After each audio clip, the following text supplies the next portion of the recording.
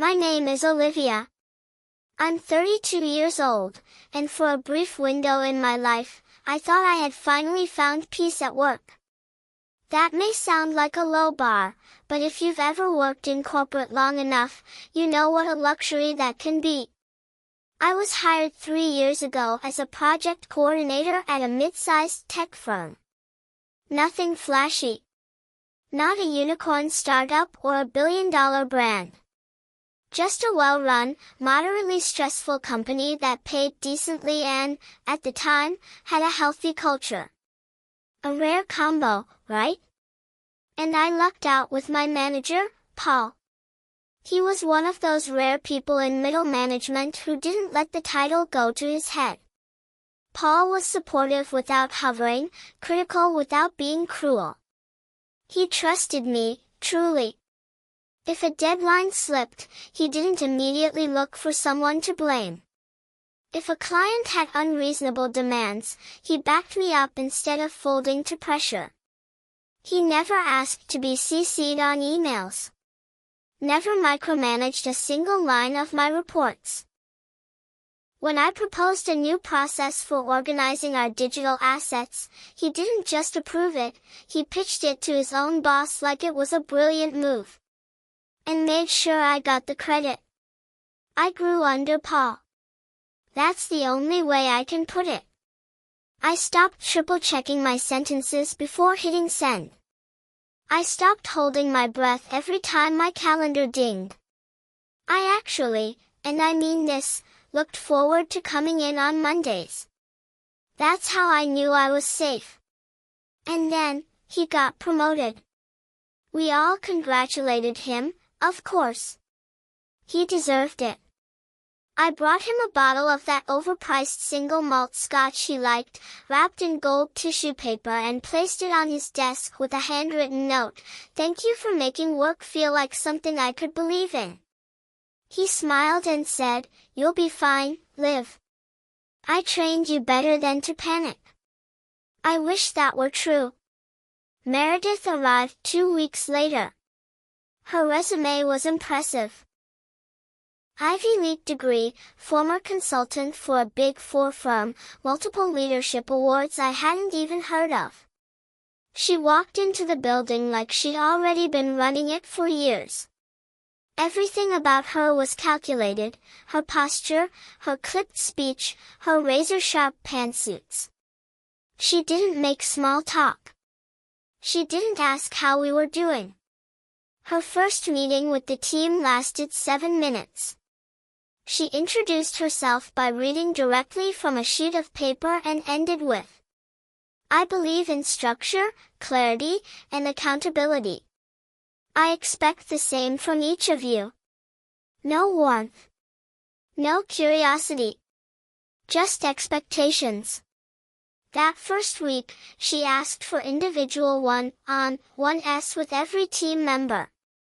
When it was my turn, I showed up early. Smiled. Tried to break the ice with a harmless joke about the weather. She didn't smile back. Just opened her laptop, clicked her pen, and said, "Let's go over your workflows."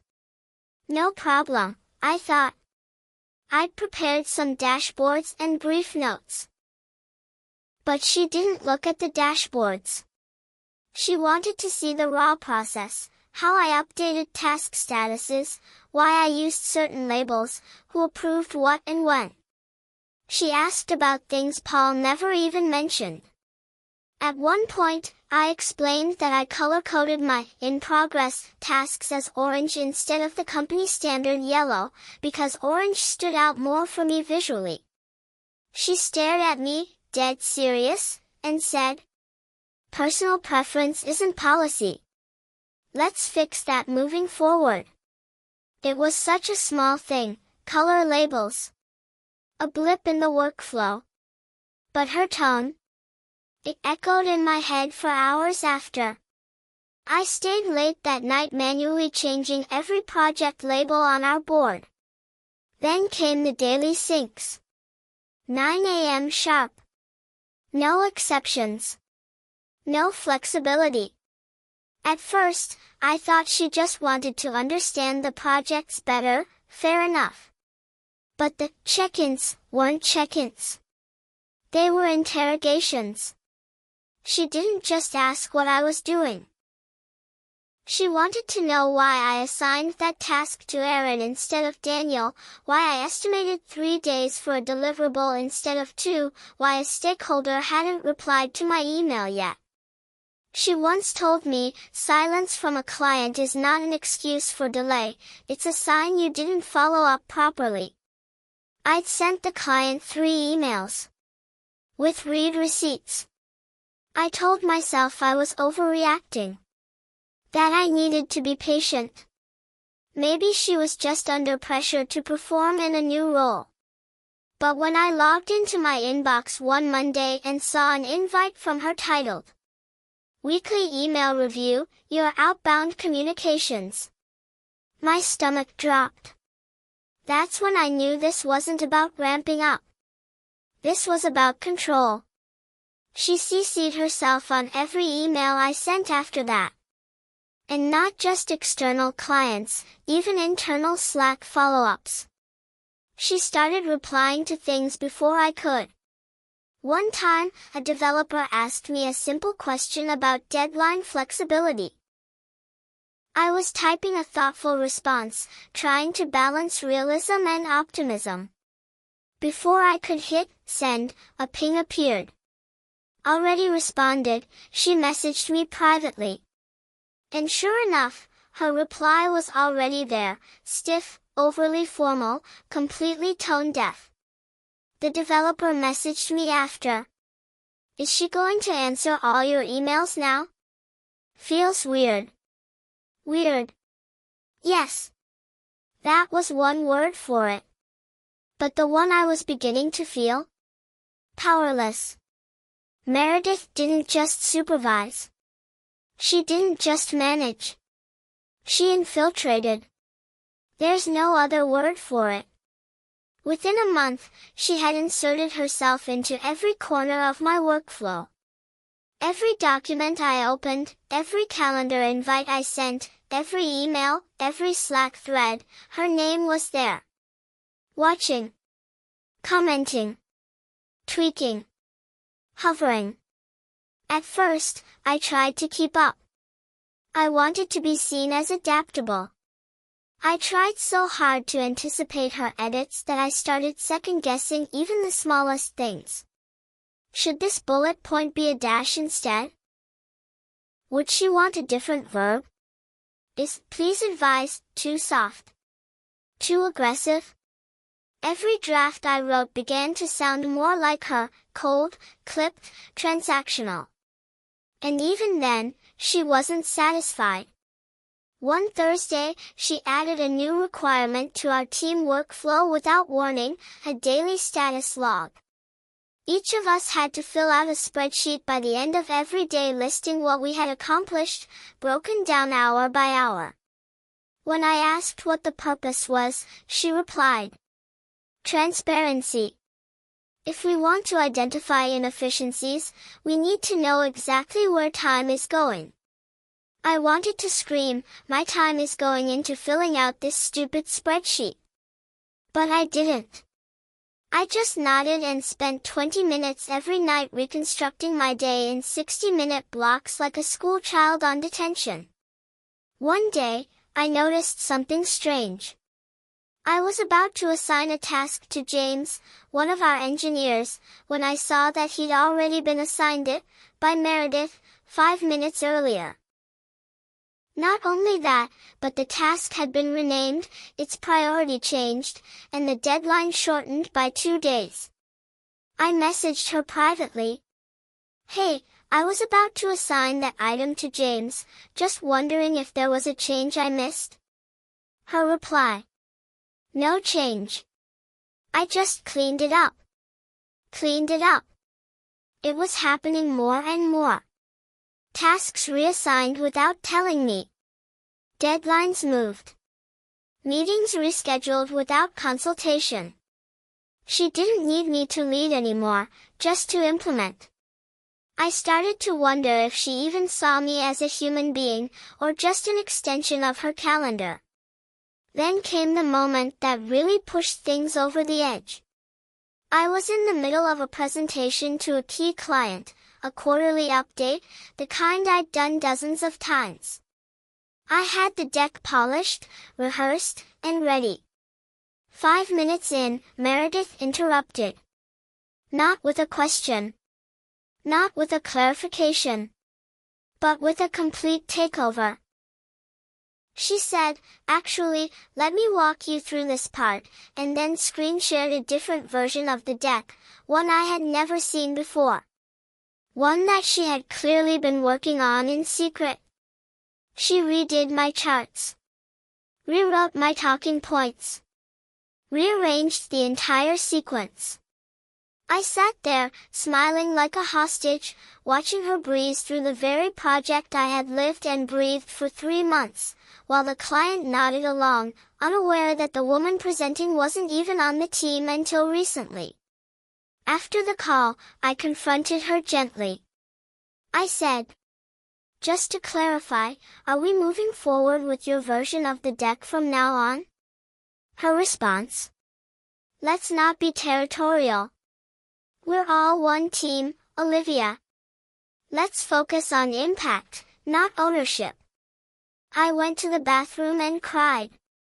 Not because of the deck. Not because she embarrassed me.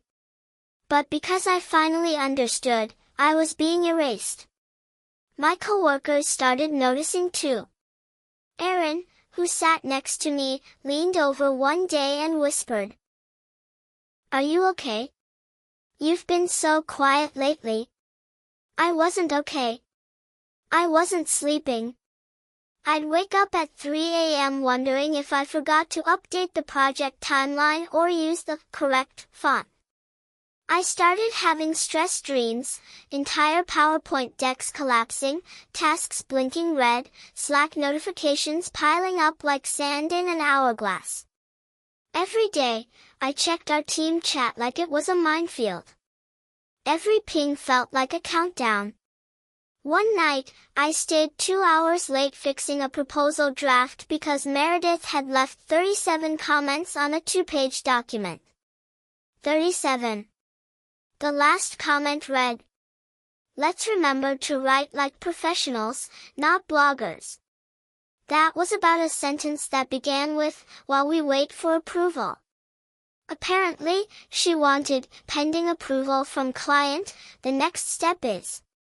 Because God forbid something sound human. By this point, I no longer trusted my instincts. I had started to mimic her tone, mirror her formatting, even avoid using contractions in emails. Just to avoid another comment. I felt like a puppet mimicking her movements, her language, her posture. And the most terrifying part? No one in leadership saw it. To them, Meredith was efficient. Sharp. In control. But what they didn't see was the toll. The slow erosion of confidence. The way my hands trembled when I clicked send. The way I held my breath before meetings, dreading what she'd rewrite, override, or take away next. I had stopped being Olivia. Was becoming something else. Someone smaller. Quieter. Erased. If I thought Meredith had reached the peak of her control during work hours, I was wrong. The real descent began after 6 p.m. At first, it was subtle, a message here, an email there.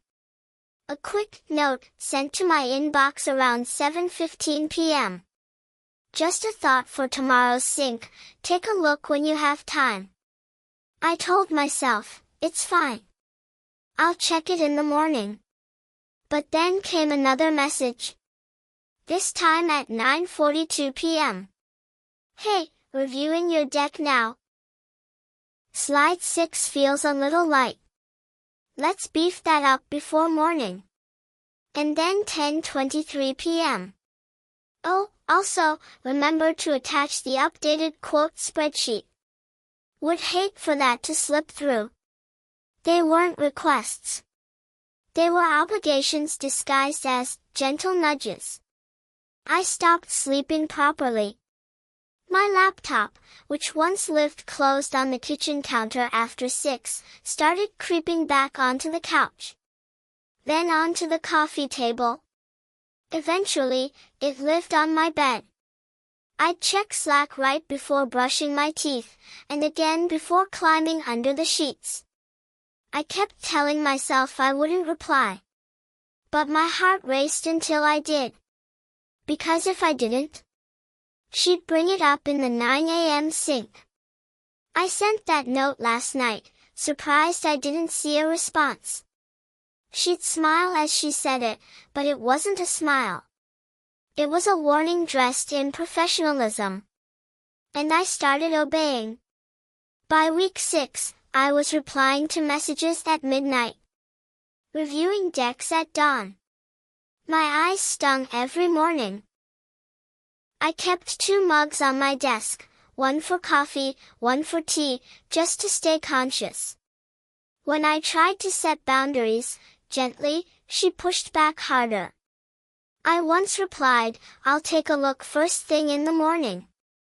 She wrote back, "Understood, but just remember, leadership isn't a 9 to 5 mindset. Leadership."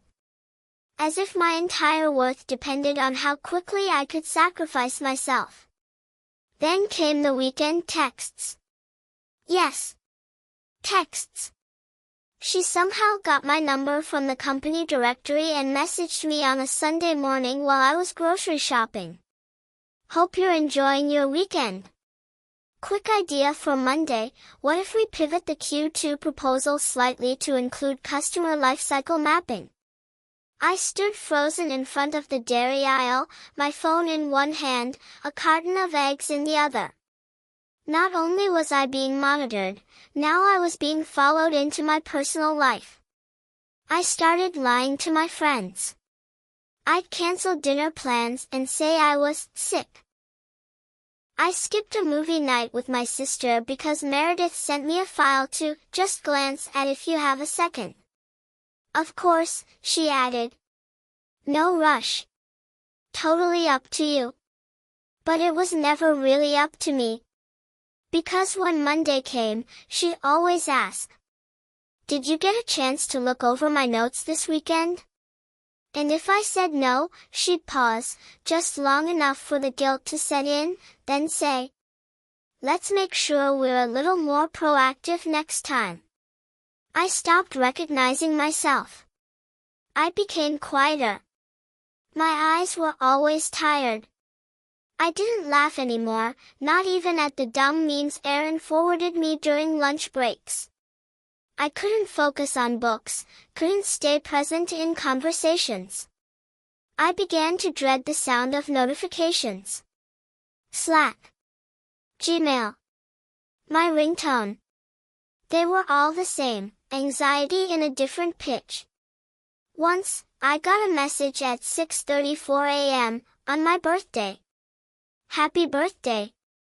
Party popper, by the way, looping you in on a call at 8 with the marketing team. Shouldn't take more than 45 minutes. That was the day I realized, even my milestones weren't safe from her. One night, everything blurred together. I had just finished redoing a presentation because Meredith didn't like the original layout, even though the client had already approved it. I closed my laptop at 1:07 a.m., went to brush my teeth, and saw myself in the mirror. I didn't look tired. I looked haunted. Skin pale, eyes red, shoulders tense. I hadn't washed my hair in days. There was a dull, hollow ache in my chest that pulsed like background noise. That night, I had my first panic attack. It started with shallow breathing. Then came the dizziness. Then the pins and needles in my fingers, and the terrifying thought that I might actually die right there in my bathroom. I sat on the cold tile floor for nearly an hour, clutching my phone, debating whether to call 911. I didn't. I just cried. Quietly. Into a towel. And the next morning? I got up. Logged into Slack. Joined the 9 a.m. sync. Pretended everything was fine. Because that's what she trained me to do. Smile.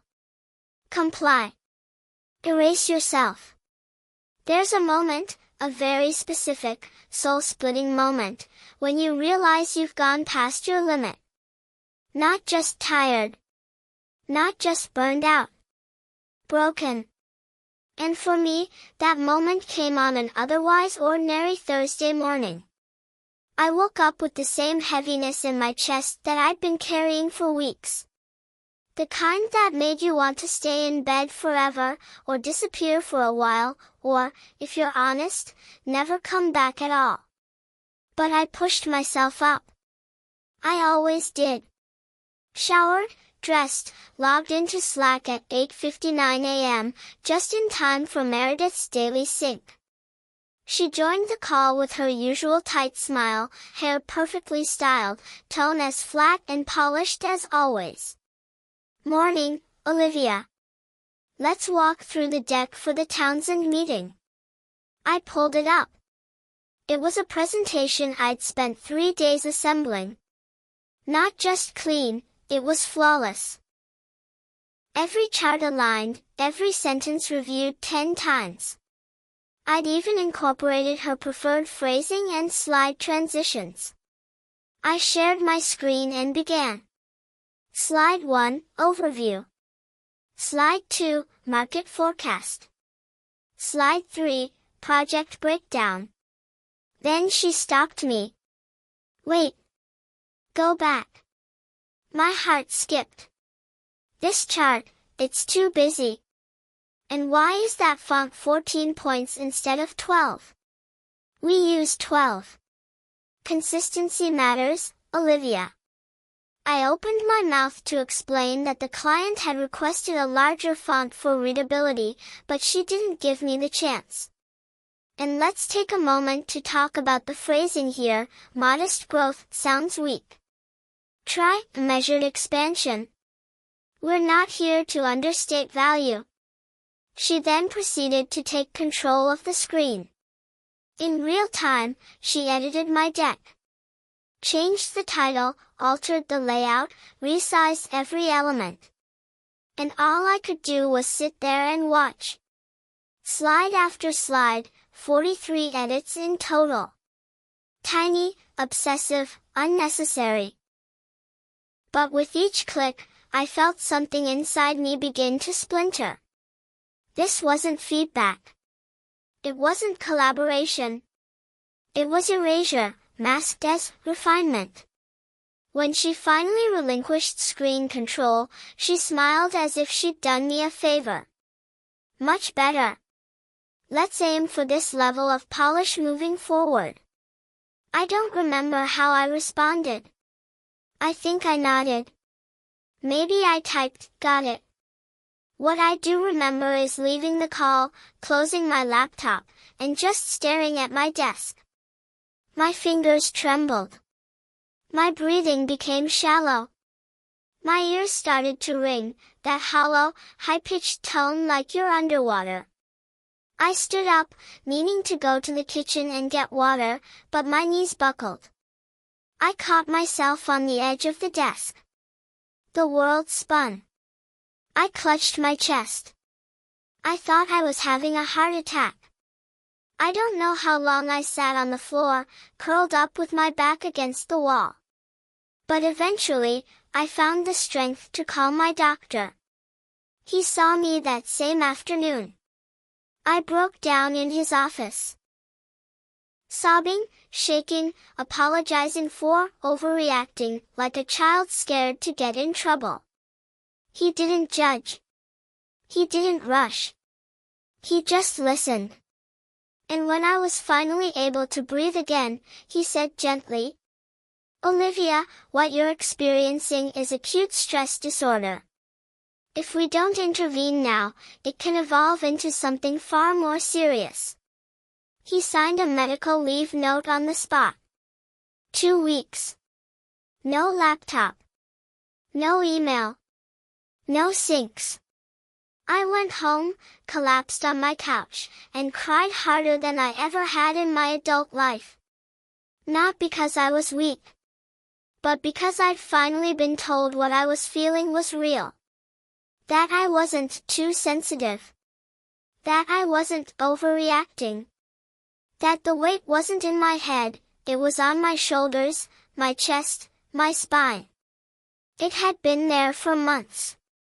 Later that evening, I sent an email to Meredith and HR, notifying them of my leave.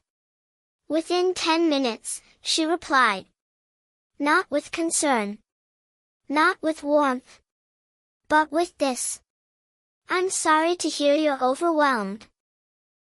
In high-performance environments, pressure is normal. But perhaps this is a learning opportunity to build resilience. Resilience. She made it sound like a character flaw. Like I'd failed some corporate survival test. I stared at the email for a long time. Then I quietly archived it. And just like that, I stopped caring what she thought. That night, I didn't check Slack. I didn't scroll through project notes. I didn't worry about font sizes or alignment or measured expansion. I just sat there, with my own thoughts, in my own silence, for the first time in weeks. It didn't feel like healing, but it felt like the first step toward it. 2 weeks of medical leave passed both slowly and suddenly, like a storm that had paused mid-thunder, giving me just enough quiet to hear the sound of my own breath again. The first few days, I couldn't relax. I still reached for my phone every morning, fingers twitching toward Slack. I still dreamt in deadlines. I still caught myself checking email at 2 a.m. as if Meredith's voice might crawl out of the screen. But as the days blurred forward, something inside me shifted.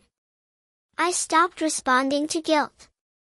I started listening to stillness. I took long walks with no purpose. I sat in parks with a book I barely read but loved holding. I baked bread that came out awful, but it made my apartment smell like a home. And for the first time in months, I spoke to my sister and didn't fake a smile. She looked at me over tea and said, "You look different." I was. I was quieter. Slower. But no longer unraveling. Toward the end of my leave, HR followed up. The email was diplomatic. Just checking in to see how you're feeling and if you're considering returning at the end of your leave. The implication was clear, time's up. What's your decision? And for a moment, a very brief, traitorous moment, I almost said yes. Because I loved my team. Because I had bills. Because quitting felt like failure. Because Meredith hadn't technically broken any policies. Because people might say I wasn't tough enough. But then I remembered something my doctor said during our last appointment. What you endured wasn't a test of strength, it was a lesson in self-abandonment. And I'd abandoned myself long enough. So I opened a blank email. Subject, Resignation, Olivia Chen. I kept it short. No dramatic farewell, no explanation. Just facts. I thanked the company. I declined the exit interview. I logged out of every account. I deleted every app. And then, I sat in front of my laptop for a long while, staring at the reflection of myself on the black screen. And realized how different I looked. Not in a dramatic way. Just, real again. My shoulders weren't curled in. My jaw wasn't clenched. My hands weren't trembling. I was still tired. But I wasn't afraid anymore. In the weeks that followed, I started freelancing. Just small projects. A marketing deck here, a content audit there. I worked at cafes, in my pajamas, in silence. No one CC'd themselves on my thoughts. No one moved deadlines behind my back. No one judged my font size.